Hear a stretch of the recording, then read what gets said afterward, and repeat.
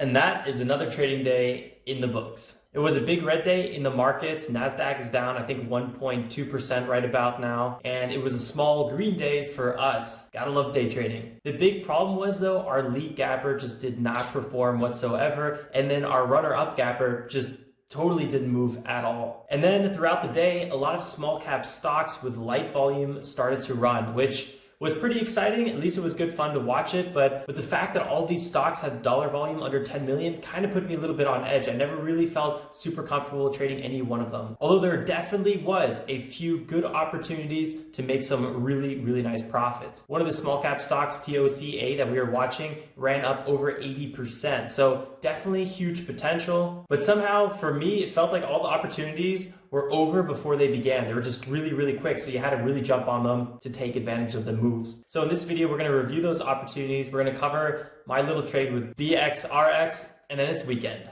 which I'm actually pretty excited about. I really do want to keep trading, but my wrist is giving up on me. If you guys have any good cures or remedies for carpal tunnel, this morning when I was working on TradeJournal, I was only working on my left hand with my left hand. My right hand, every time I was on the keyboard or something with it, it would just totally spasm. I was like, well, I'm not using that one. I'm going to save it for trading. But yeah, I think this weekend is definitely necessary. Maybe I'll go to the spa or something. I'll be like, just the hand. One thing I do know is that lulls are totally normal. Sometimes the small caps just don't run as hard as other weeks. These last 2 weeks have definitely been a little bit slower in the small cap space, but there's still tons of opportunity, and we've still grown our account very, very nicely, even though the small caps aren't really running. And it's good not to get overly aggressive during periods like this, which makes me even more excited for when the small caps really do start running and we see those big opportunities like INPX where there's 500, 600, 7% runners, and then you consistently get that for a few days, and then you can really build an account really, really fast and nicely. But for now, I'm ready to trade this lull for as long as we need to. All right, guys, don't forget to hit that like button if you enjoy this content, and if you're new here, definitely consider subscribing. I would love to have you join the challenge, and see you on the next live stream. Let's head over to the charts.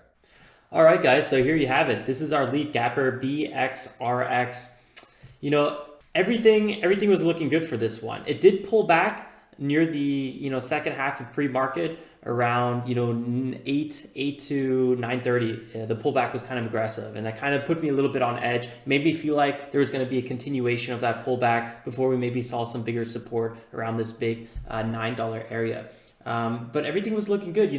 Market cap 89 million, shares outstanding. I think it was like 9.4 million, but the float was I think about 8.2 million. So exactly in our criteria. The dollar volume was really nice on it. It was about I think 17 million right out of the open gate, out of the gates, and then 56.9 million now because the volume absolutely died off. So pre-market, maybe it just did a little bit too much trading pre-market to where it was really ready to rally today.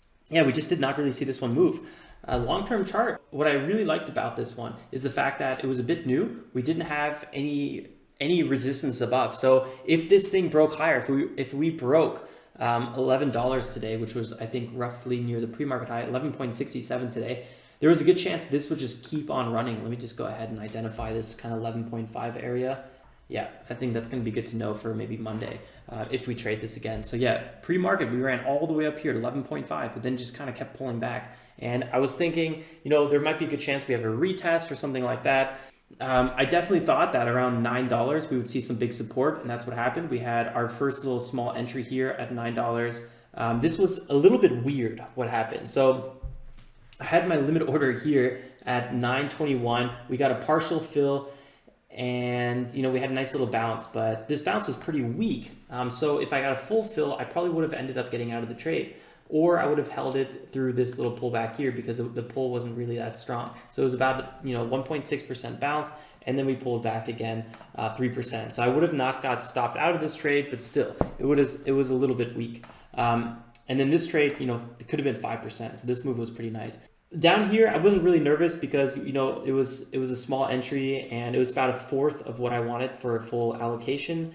And I was like, okay, if we keep holding our highs here and we start making our way back to VWAP, I think there's probably going to be a chance that we might break above VWAP. So that was kind of my trading thesis. And that's why I went ahead and filled the rest of the position, basically added 81 more shares to this trade.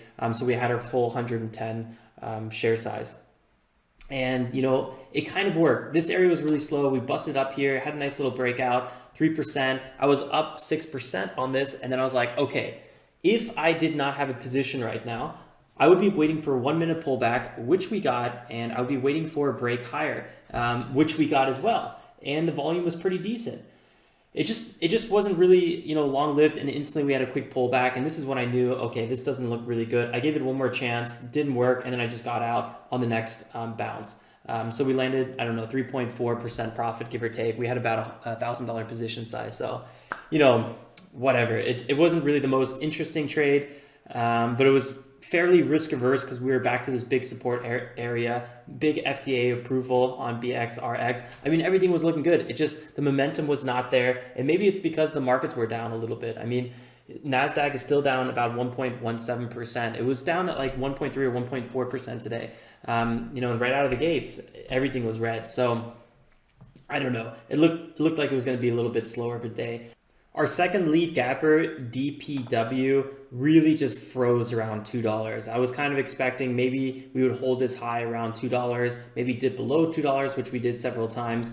And then I was hoping that maybe 10:30 or 10 to 10:30 or 10:30 to 11 that we might have a break to former VWAP and maybe break above that and see maybe some all-time highs, but just did not happen. I don't know. It was a really slow one. And then we had TWMC pop up on the scanner, where I think actually somebody called it out on the watch list, but this one was slowly, or in the chat room, but this was slowly moving up, and it all of a sudden got halted. It was pointed out in the chat room. I remember the halt. And around $7, this thing got halted, or $6.40. This is the halt area. And this is when I was still kind of focused with BXRX, because I was just trying to get out or maybe reallocate with BXRX. So I was kind of switching between TWMC and BXRX. It was a little bit annoying, but this would have been the one possible good entry. It was just so quick. And this is what I meant in that intro when I was saying, there were several opportunities, but they happened really fast. So this run up right here was quite nice. 94%, 12 million market cap, 1.8 million shares outstanding. Everything's looking really, really good. Long-term chart, recent reverse splits. It doesn't really hold any of its spikes very well, but we're above 180-day moving average. And, we still had a little bit, maybe room to run, I would say, from maybe $7.5 to $10 when the circuit breaker happened. So the stock got halted. And it resumed, ran up to 7.25 and then pulled back a little bit. And the pullback was near a big support area, because this is where on the 23rd, the stock closed. So that's a really good sign. And that's also where it opened and had a high. So when you pull back to one of those areas, there's a good chance there's going to be a lot of people waiting there. Not to mention, it just got halted, and the lead gap or BXRX isn't really moving. So traders are going to be looking for something. And I think this would have been the pick. I should have just jumped right into it as we pulled back 6.78, ran up 15%. Then it consolidated and did another move, 11%. I don't think I would have done this move. But this first halt, we should have done this one. I don't know how long I would have held it. I probably would have held it into a break from here. I don't know.